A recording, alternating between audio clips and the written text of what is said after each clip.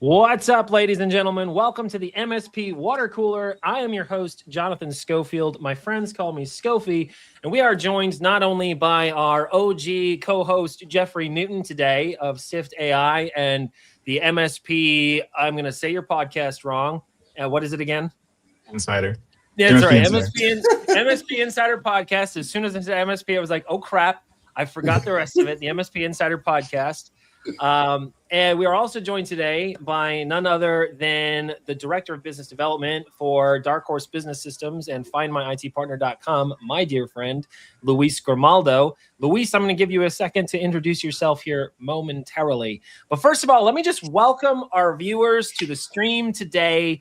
If you are an OG and you've been to one of these before, say hello in the chat. We value you. We know that we skipped the last two live streams, and there were legitimate reasons why, and we've missed this. We are so thrilled to be back, and if you're a return viewer, we are very thrilled that you came back for the ride with us. If this is your first time, it's very important that we set the stage for what you're about to experience, because this is not your typical live stream.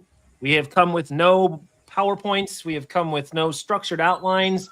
We have a loose topic.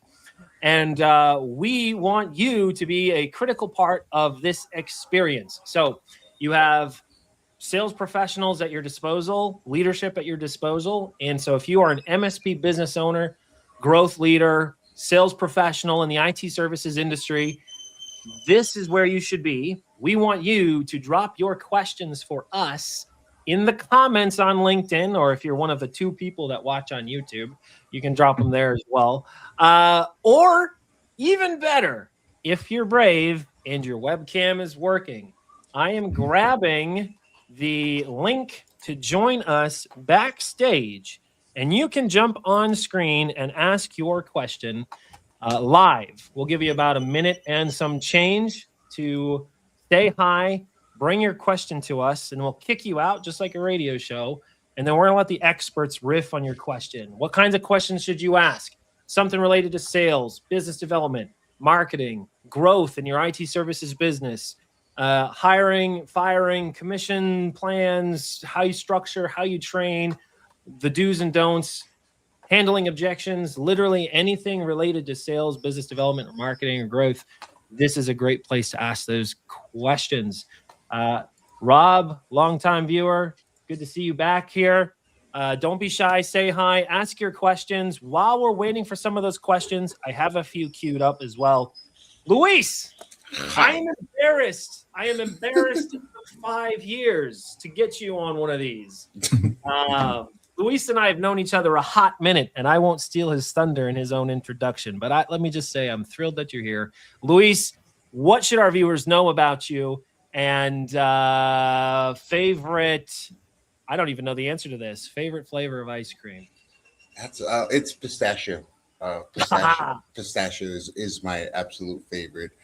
I'm a sales development representative, and I actually got I don't know if I want to say displeasure or just the interesting fact that I landed in MSP sales right off the bat, right off the gate. So it's been quite an evolution from cutting my teeth in a call center as a sales development rep for SaaS companies, and then evolving to representing MSPs in several projects, and then finally linking up with you and, doing the ladder of growth and evolution in this role, and really learning how unique this particular niche in sales is as far as MSP sales. Love it. Well, pistachio, by the way, totally underrated flavor. Jeffrey, what's your favorite ice cream? And do you mess around with the pistache? I do like pistachio. Yeah, that's a good one. It has a bleed over in color oftentimes with mint chocolate chip, which is the other go-to. So okay. Yeah. So the green stuff. Yeah. It's also like, at least in my section of the country, the green stuff reminds me of Thanksgiving. There was always a pistachio, like Jello, Cool Whip, pineapple. I don't know. It's called green stuff. The green stuff. So it was like a very Midwestern they would call it like a salad at the potluck, but it was that Jello and Cool Whip and that kind of stuff. Exactly. I got a question for you guys. In your area of the States, do they make ambrosia salad? Yeah, the name, but you'd have to remind me of what's in it. It's Cool Whip and fruit. Yes, okay. Yeah. Small Midwestern town, potluck after church, those types of like the goulashes and the Jello salads and the 7-layer stuff and all that. Yes, that's what I grew up with. You don't find that as much here in Greenville, but whatever. Anyways, hey, if you're watching, I'm curious what your favorite flavor of ice cream is. This was not planned that we were going to ask this, but mine is Oreo peanut butter. And I know you don't typically find those together, but like an Oreo peanut butter shake or Oreo and peanut butter in an ice cream. Oh my gosh, that's my jam. That's my jam if we're gonna have ice cream. All right. So we got a few viewers online. We don't have any questions in the comments yet, though we have preloaded some with some very interesting, possibly controversial topics for us to dig into. Oh, Kevin, I see you there. Just had some ambrosia salad for Easter. So Kevin knows what's up. All right, good stuff. Good stuff. All right, Kevin, Rob, the two people who are in the comments, let us know if you've got questions for us because we'd love to hear from you guys. Oh, Rob is over here, mint chocolate chip. We're still talking ice cream and salad, guys. All right, good stuff. All right, so Rob, you and Jeffrey get along there. Very good. My daughter, my youngest daughter, loves mint chocolate chip as well. That's her favorite. So, okay. So I want to start with the first question that came preloaded. We had a gentleman join us. He wasn't able to stay around for the live, but he came in backstage in the studio beforehand. If you know Jeff Sumner, shout out to Jeff Sumner, Tech Guides, MSP in Pennsylvania, good friend, and he hung out with us before we went live. And I'm going to paraphrase his question, but he described himself as a curmudgeon, okay? And he was making note of these MSPs who are hiring BDRs and they're cold calling they're cold calling prospects. Maybe they're dropping into their prospects' offices with like a box of donuts or something like that. And he's like, personally, that would not work on me. That would be a huge turnoff to me. In fact, he described himself as a curmudgeon. He's like, so what's the balance when I think about what works for me versus what I think might work with my target market? And if I'm understanding your question, Jeff, is like, how do you know whether a particular tactic, whether it be dropping off a box of donuts or picking up the phone and blind dialing a CPA out of the blue, how do you know what works and what you should or should not do? All right. John Lucas over here, cookie dough all day. That's my second favorite. So cookies and cream with peanut butter and then cookie dough, number 2. Love this. Love this. Okay, there's a lot to unpack in that question. I'm going to give it over to our special guest first. Luis, talk to us about when you're choosing a tactic, what works and what does not work, and what maybe you like or don't like or are comfortable with. What would your advice to Jeff be? Quite honestly, I'd put my own personal opinion aside as far as what works on me, because the reality of things is it all works and it all doesn't. Like it's really who you're reaching out to. Like one thing I have very, very imprinted into my mind is I learned this early on is I'm not for everybody, but I'm definitely for somebody. It's the same thing for those tactics. Those, maybe going out to the donuts you mentioned and cold calling. It's not going to work on everybody, but it is going to work on somebody.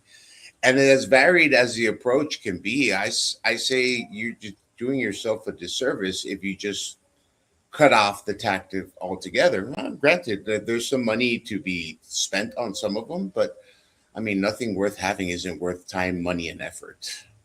I love that. I love that. I wrote both of those down. It all works and it all doesn't. And I'm not for everyone, but I'm for somebody. Of all the years that you and I have worked together, I've never heard you say those phrases, and they're so poignant. I love that. I love both of those. Thank you, Luis. Jeff, what's your take on this? Yeah, it's not too far off from both of those statements, quite honestly. The first place my mind went before Luis had answered that was really thinking back to one of my core tenant training sources when I first got into sales, and I had to go back to all 1920 pretty much, to follow this guy, Napoleon Hill. And at his core, would say a couple of things. One, when you're really down to talking about sales anyways, there's a couple of elements to that. One, it's purely, in its essence, the transfer of conviction. So like even loaded in the question of like, is it cold calling? Is it door knocking? Is it whatever, throwing a race car event, having people come, whatever it is, doesn't really matter. To Lisa's point, like it all works and it all doesn't, because there's another essence of truth in that where he would also say, whether you think you can or think you can't, you're right. So both of those things point back to this core essence of what he would describe as like communication, selling between human to human is really like a nervous system to nervous system. So if you don't believe the shit that you're doing, then people are going to feel that, and that transfers to them regardless of what you're selling or how you're saying it. So the enthusiasm doesn't even matter. It's literally like nonverbal, beneath the surface. It just happens. People talk about it as like, I don't like that person's vibe. That's the way of describing it in a not 1920 way.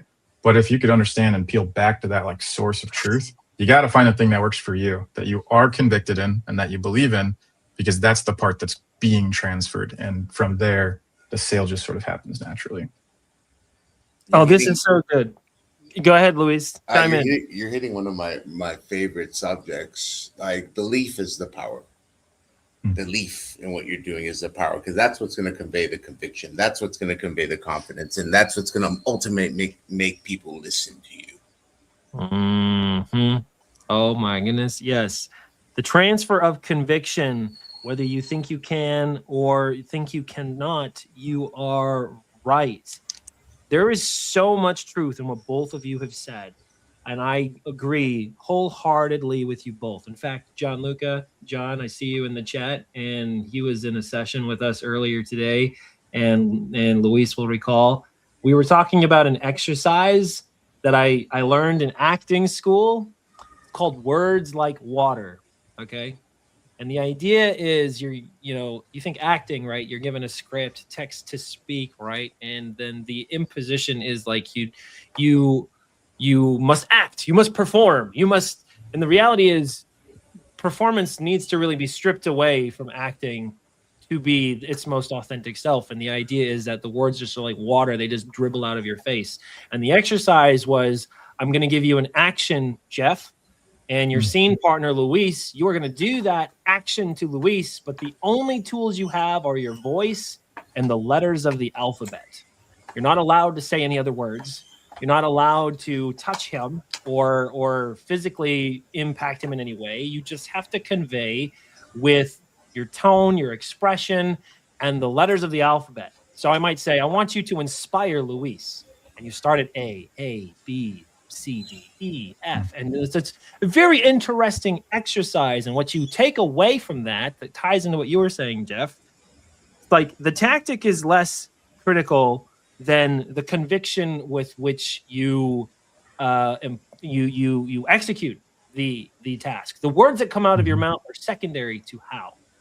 Yeah. Now, to offer perhaps a more practical perspective to answer Jeff's question, Jeff Sumner's question. Okay, how do you know? Should it be a box of donuts? Should it be a cold call? Should it be an email? Should it be something else? Well, the answer is really to be found in something Luis alluded to.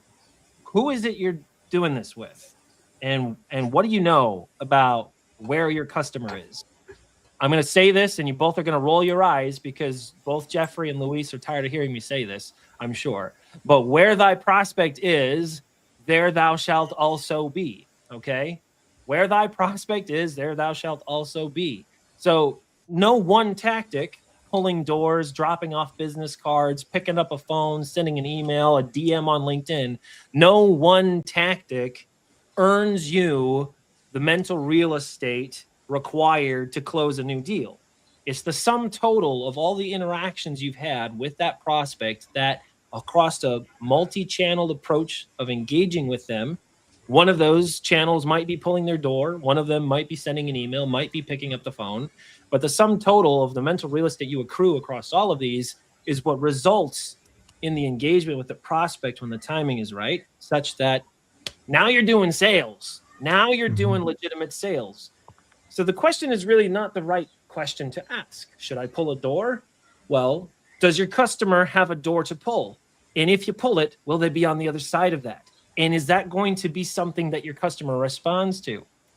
And also, Luis made this observation that different, I'm not for everybody, but I'm for somebody. And those different tactics will land with different people in different ways. And guess what? You have no control over what your prospect loves and doesn't love, how they want to be approached, how they don't. But you can ask them, hey, how would you like me to approach you? You don't have to guess. All right. I've been talking too long. Any final thoughts before we wrap this up? Maybe open it up to some other questions. Trying to get super tactical again, just to be like explicitly helpful. One pattern that I have seen is that it's really easy to get sucked into the dopamine trap, as well as the like everyone telling you that you're supposed to be doing something trap.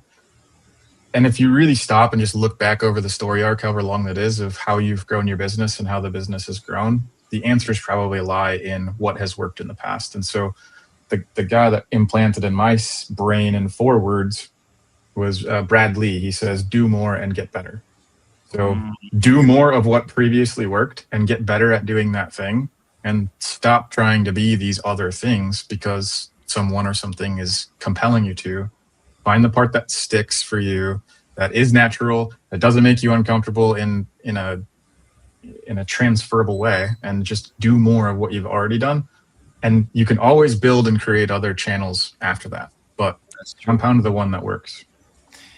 That's right. And I would say in our industry, Jeff, where so many of the folks you and I talk to every day, where the founder is often knee deep in sales and revenue and business development, in many cases, the only one, or the one who shoulders the burden. Even if they have a sales organization, they are the one who shouldered the majority of the burden. It's impossible for an individual to become a master of all channels. So even though the customer may require multi-channels to gain the most effective way to gain mental real estate with them, you have to be honest with yourself in your role and in your capacity. Mm-hmm. Should I be a master of one, or should I do a lot of them badly? Yeah. And that's a hard balance to walk sometimes, but it doesn't have to be like you said, Jeff. You go back, what worked? Where did I get wins?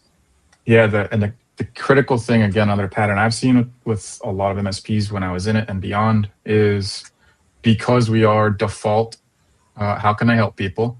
And we're natural problem solver people. The trap we run into, the Achilles heel there, is just because you have the capability does not mean you have the capacity. That's right. And that's another issue, is like, and Jeff actually alluded a little bit to this in his question, or previous to that, right? About marketing agencies. Same is true, right? He's fully capable of doing what he's not doing. And as a result, you're doing it, which means something else had to give. So it really comes down to discipline and capacity and like just executing well. It looks like, to Rob's point, it's better to do one thing supremely well than just a bunch badly. It's perfect. That's exactly it. That's exactly right. It's a good segue. So I want to pull out Jeff's initial conversation and unpack that. But before we do, I'm going to just remind our viewers that the structured format for this conversation is you folks at the centerpiece. So if you're online watching this right now, if you're dealing with something in your sales pipeline right now, maybe it's a customer you have a proposal out to, maybe you're trying to evaluate whether or not you should hire a business development rep, maybe you have a salesperson that's underperforming, or you're not sure how to equip them, how to pay them, how to structure any of that around making that be a successful initiative in your MSP. There could be any question related to sales, business development, or marketing. This is your opportunity. Drop it in the chat. Use that StreamYard link if you're brave. Join us backstage, and we'll bring you on screen, and you can ask your question. We're still going to run for another 15, 20 minutes, so it's not too late to get your question asked and answered. So let's transition. This next flavor of the conversation is a huge shift from business development tactics to marketing in the age of AI. Well, so much there. I don't know about you guys, but I am like getting inundated with these hot takes about what AI means for sales, for marketing, for our industry specifically. Some of it's really insightful. Some of it is just noise, I think. But the question that Jeff asked, he's like, well, what do you guys really think? Do you think the role of the marketer is dead or is going to die? It's like, because before it used to be we would go to an agency or hire a marketing person in a fractional capacity or bring someone on the team, and all they would do is create marketing assets. But I just went to my vibe coding thing, dropped in all the things I needed, and it spat out something that was better than half the things I've seen full-time professionals create. And the question is the role of the marketer in the MSP industry dead or dying? So, Luis, what do you think? That's interesting. And then I think of the way I've been using AI lately in all aspects of my life. I don't think it's going to die. It's going to change. It's going to evolve. Just like there are AI agents that are now doing sales calls, like there's something missing. Like, and I think what that thing is missing is the person that's going to be able to correctly prompt or transfer their soul or their viewpoint into something that could do a great job with it. It's great at sorting out ideas, getting different flavors, putting a concept that you can't quite describe, but you can mention enough so it can start hitting it at a moment's disposal is just invaluable, man. But there will always need to be somebody at the helm. There will always be need to somebody to direct it, to give that little piece of their essence so it could take it, filter it, and then put it back out. So I don't think they're gonna replace. I think it's just gonna evolve with all our roles and with all the way we're all trying to move forward with AI. And this is interesting for me because I have my family. My sister is a graphic design artist, and her husband, and I cannot mention AI at their house.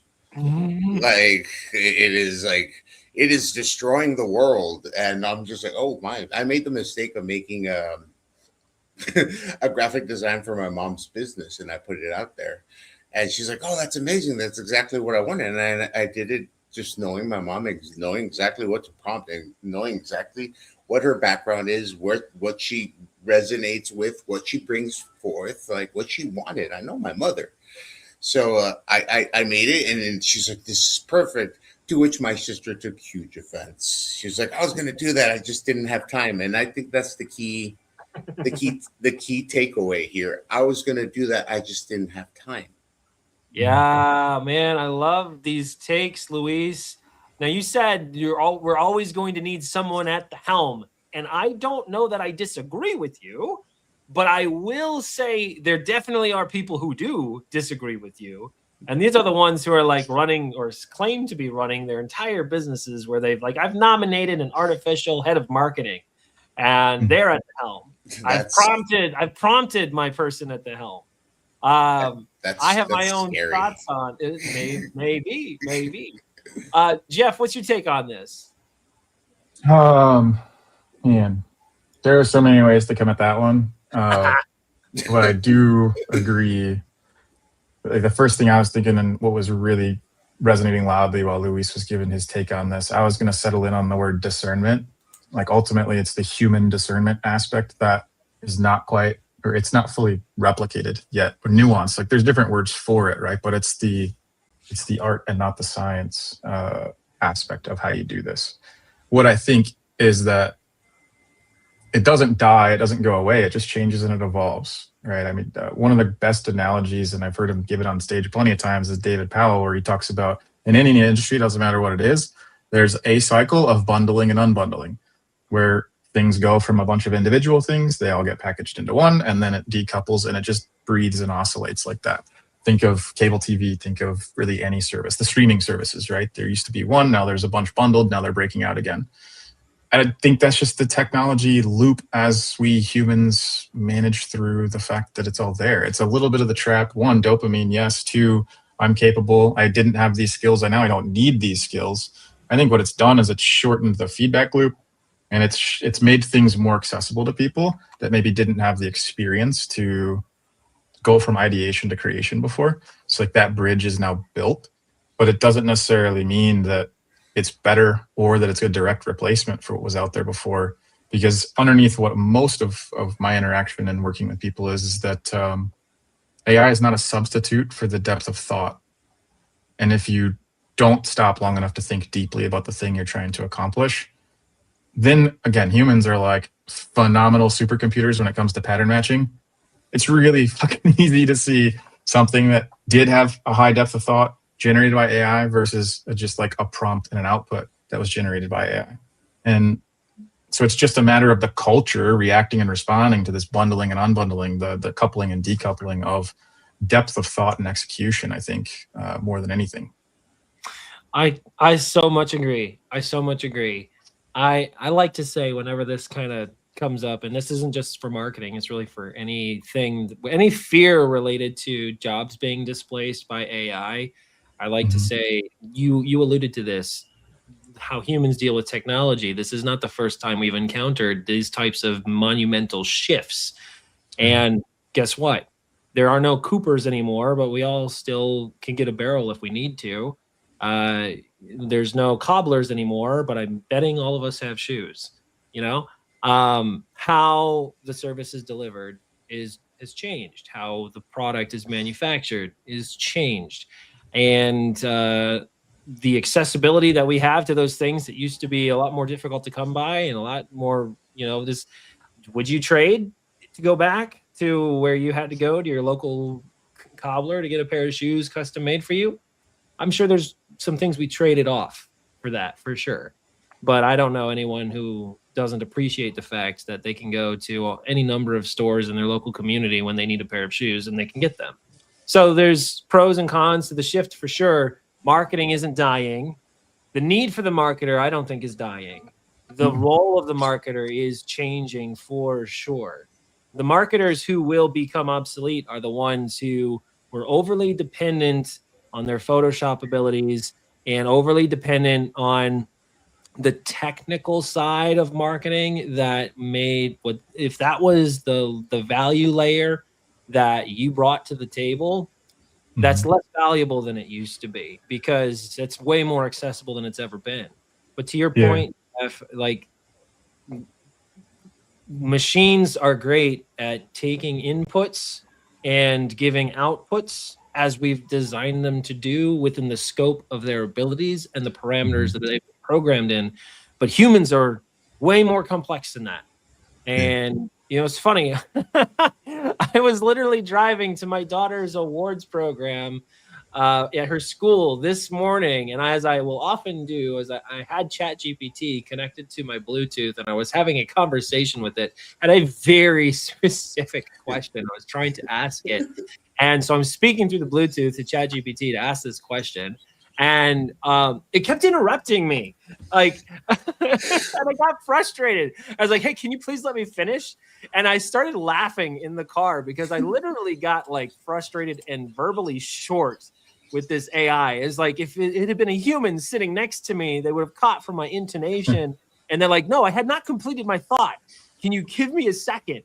It was like, humans are not. We need each other. And we will understand each other more than AI will, because guess what? AI was made by humans, right? So we put this gap between technology and people, and it will never be fully closed, I don't believe. So anyways, you seemed like you had something you wanted to tack onto this, Jeff. No, I can talk about this stuff all day in different directions. But all right, well, let's take a segue because first of all, just to remind everybody, feel free to drop a question in the chat. We still have time for one or two more, but we are joined backstage by our longtime friend, OG viewer, and producer on the show. And he's been in the wings waiting for me to drag his butt on screen. He's shaking his head, but I'm doing it anyways. Mr. Disraeli, Sam, how are you? Thank you so much.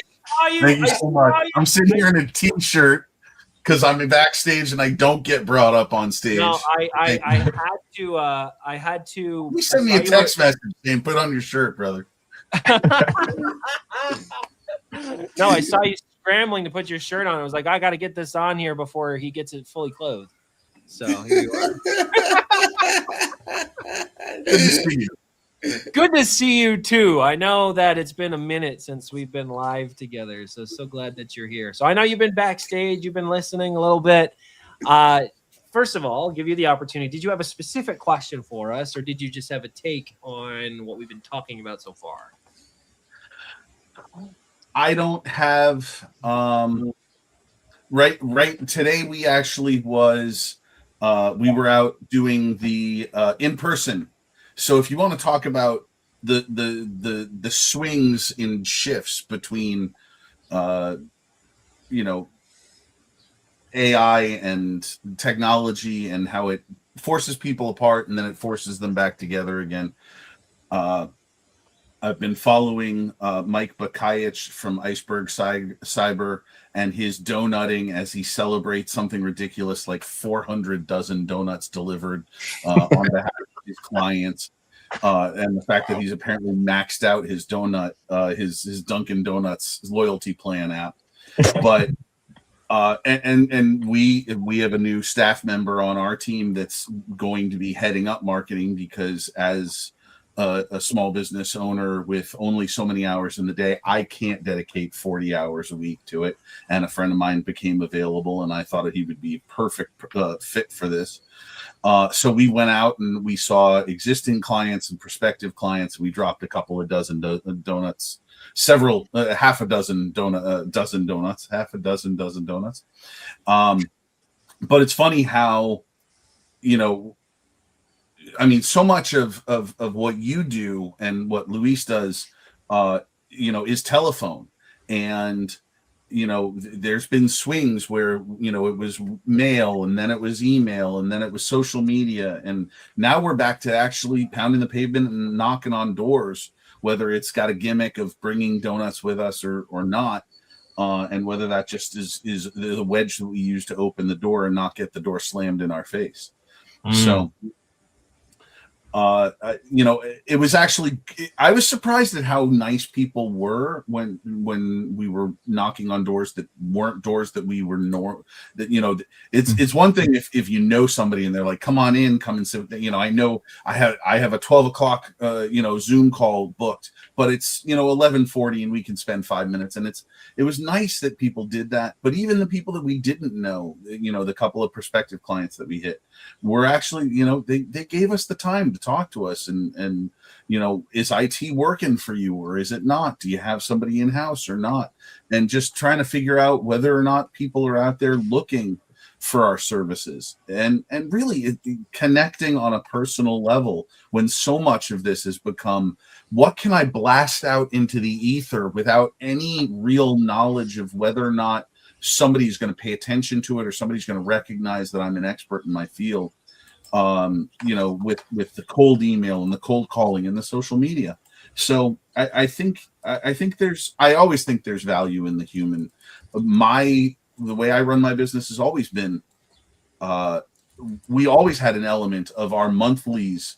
We were on site when everybody else was outsourcing and trying to do everything as much by remote.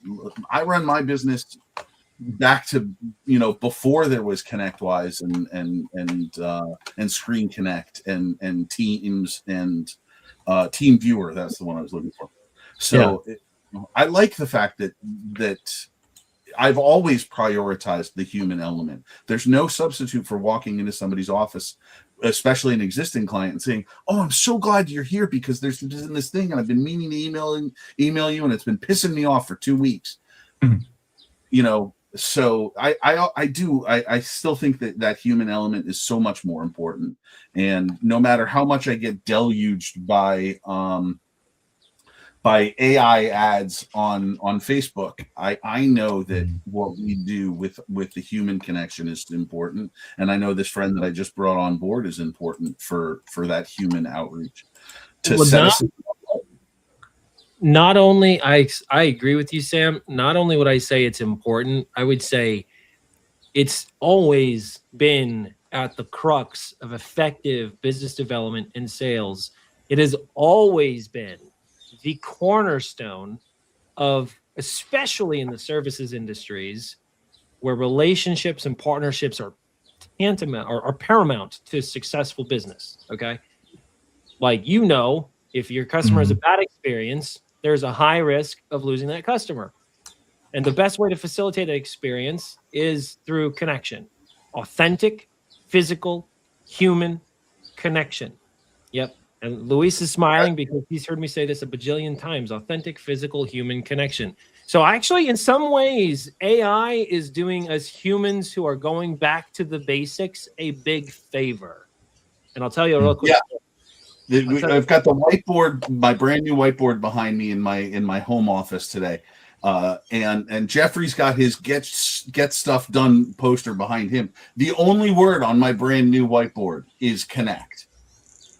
That's the only word, because that's what's important. That's who we're trying to reach. If somebody wants to take, come on board with us, and it's like, oh, you're the right price and we need services, and I don't want to talk to you. I just want to throw money at you. You know what? To a certain extent, I'm like, that's not what my business is about. My business has always been about trying to help the people. And so when you without getting to know them. When you reverse engineer what should I do? Should I pull a door? Should I pick up a phone? Should I send an email?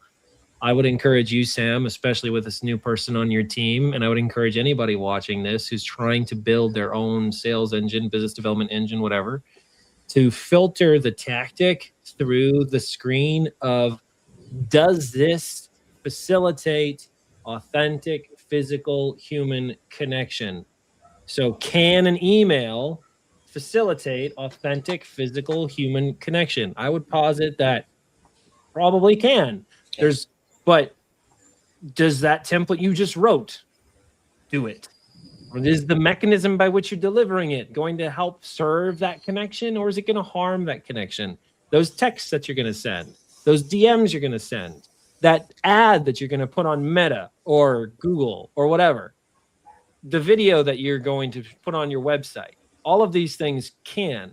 But physical proximity is the king of this, like walking in their office, meeting that at an event, taking them to coffee, something like that, where they can be physically proximus. Of course, the challenges with that are scale problems. How do you do that at scale? Yeah, but that's also the trap that this industry suffers from a lot too, is the whole, again, we're problem solvers, we're engineers, we over-engineer the shit out of everything and we overcomplicate it. So even in that lens where you're like, but it doesn't scale. Well, yeah, but neither does doing a bunch of shit that doesn't work, right? It's just the illusion of effort. So what do you want? What you want is the outcome, and the outcome is actual clients. And so is scale really the problem, whether it's blasting 10,000 emails a month that don't get you a return at all, or the 5 doors you happen to go knock on? And we can pull all of that back down into some more tactical stuff. But the thing that I liked about what Sam was saying is, a little bit earlier in the conversation too, is like, what worked before? What have you abandoned that was working before? In the post-COVID world, everyone abandoned ever being face-to-face, period. It's the biggest blessing that MSPs were ever given. But yet the industry pushed you to be like empowered and enabled that we can now live in a remote world. Thank God everyone's okay with using a Teams meeting instead of an in-person meeting. Well, fine. But if you're really trying to do what we've already talked about, like transfer conviction, connect people's nervous systems to nervous systems, and close a freaking deal, then get off your ass and go put a little more effort in and get in front of another human. There's so much that's going to happen in that interaction. Contradicted me. I actually got surprised last week. I was absolutely blown away. Have you guys ever heard of a company being in the channel working with MSPs? Have you ever heard of a company called Abstract Marketing? Mm-hmm. Yes.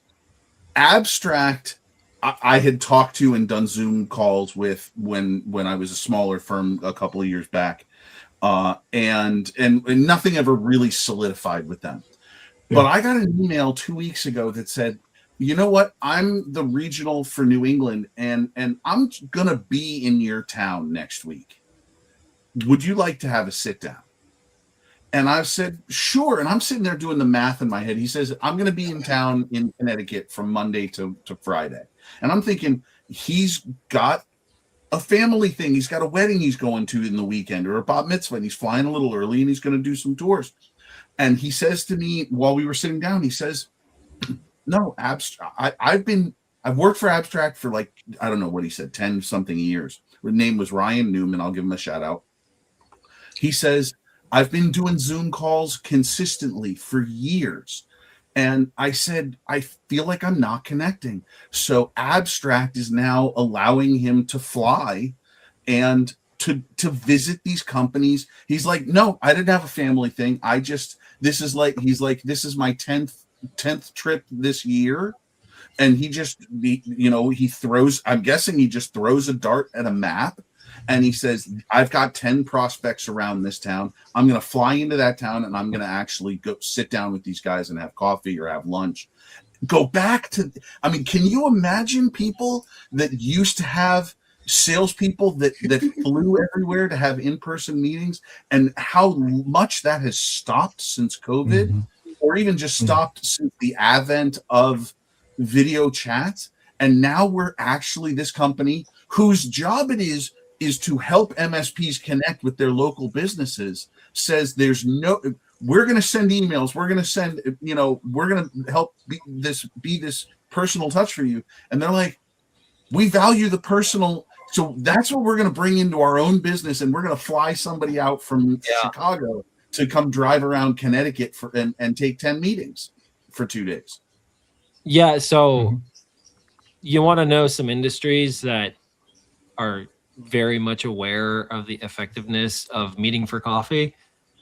The people who are the really, really good in real estate, really good in financial services, like financial planning and those types of things, those solopreneurs who are like under some kind of corporate umbrella, but they're really on their own slinging products and services. They have discovered that where they're going to shine the most is by being perceived as a leader in their community, the guy who knows a guy, the person who knows everybody, and who's, regardless of any expectation of you ever doing in business with them, is going to seek that FaceTime with you, take you to coffee, meet you for lunch, show up at your ribbon cutting for your local business and those types of things. And they are onto something that a lot of service providers in our world would do well to replicate, is they want to be where their customer is, where their prospect is. So this gentleman from Abstract is right on. And I would applaud any salesperson who takes the initiative to facilitate that physical connection, regardless of my thoughts on agencies and things like that. That's one of the points that I keep bringing in. I play on, in my social media, I play on the idea of building networks. Okay, I'm a computer guy. But when I say I'm building networks, I'm not talking about plugging in switches and routers. I try to do that. I'm on the board of my local chamber of commerce. I'm a member of 4 different chambers of commerce, and I really do want people. I get people call me up. They're like, "Do you happen to know a land surveyor?" Well, of course I do. I've got a client that's a land surveyor, and I'm happy to make that introduction. I like building the human networks along with the computer networks. I love it. Oh, before we have any more thoughts on this, we are about to wrap up, ladies and gentlemen, so it's not too late to ask a question. I would say there's a high chance if you ask it now, it'll probably get banked or queued for 2 weeks from now when we go live again, because we're about to wrap up.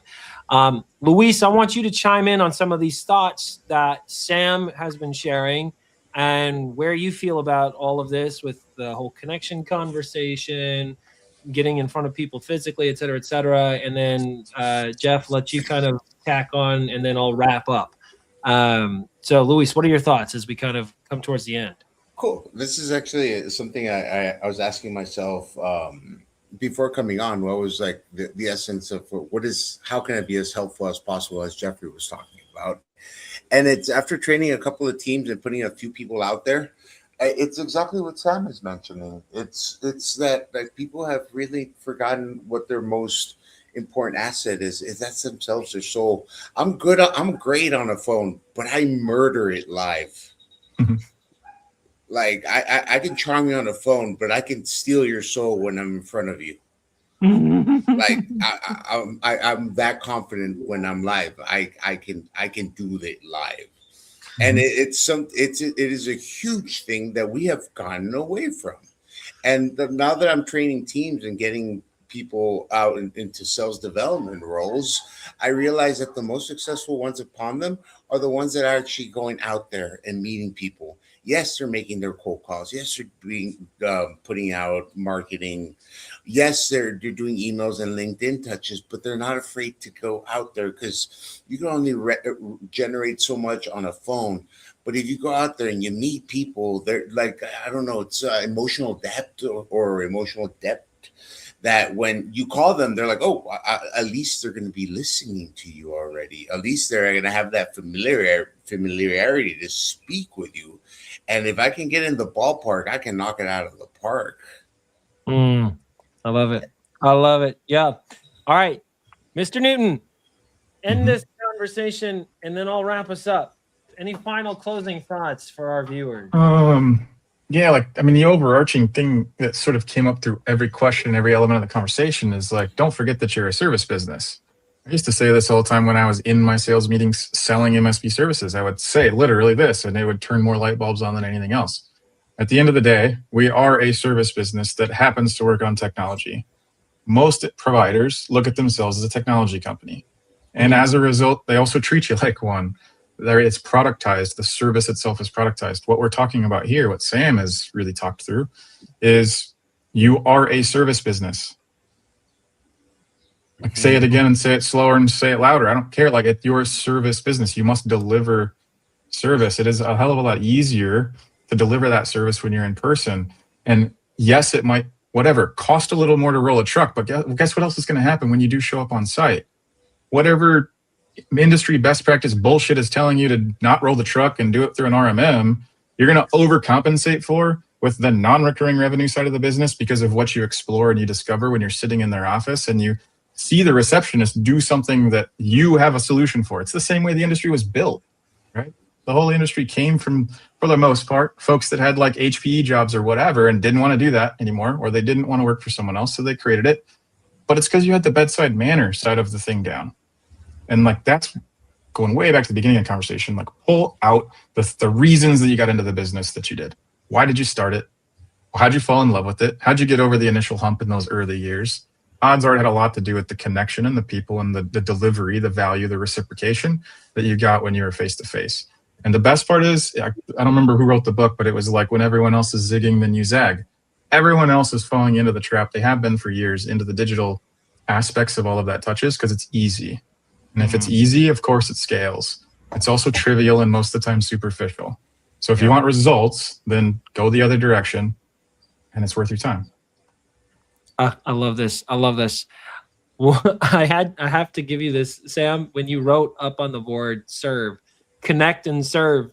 It just made, I don't know. I think in Greenville on the cop cars here, it says protect and serve. Protect and serve. Here's a free marketing concept for you. You need to go buy like a Dodge Charger or something and wrap it. You can't make it look like a cop car because you get in trouble. But like just do weird close colors, enough. Make it look close enough, and then instead of protect and serve, it's connect and serve. So yeah. But we're cybersecurity. So I was actually spinning in my head. I would have written protect. I answered 911. I was a lifeguard. I was a firefighter. My first actual logo for my first company IT business was what's called a Maltese cross, which is the fireman's cross. Yeah. Okay. And now we use the shield a little bit more, but you're absolutely right. My logo, my mantra this week is going to be connect, protect, and serve, because that's what it is about. I love it. All right, folks, we are going to wrap it up here. I appreciate you all. If you're watching this back later on LinkedIn or YouTube, you can still ask your questions and we'll queue them up for the next live stream, which should be 2 weeks from today, Wednesday, 1:30 Eastern Standard Time. And I want to thank Sam for being here. I want to thank Jeffrey Newton, our co-host, for being here. Luis, I appreciate you, brother. Thanks for hanging out with us. And if you are watching us now live, we are very grateful for you spending some of your time today with us. We'll catch you on the next MSP Water Cooler. Make it a great one, folks. See you next time. Toodles. Sure.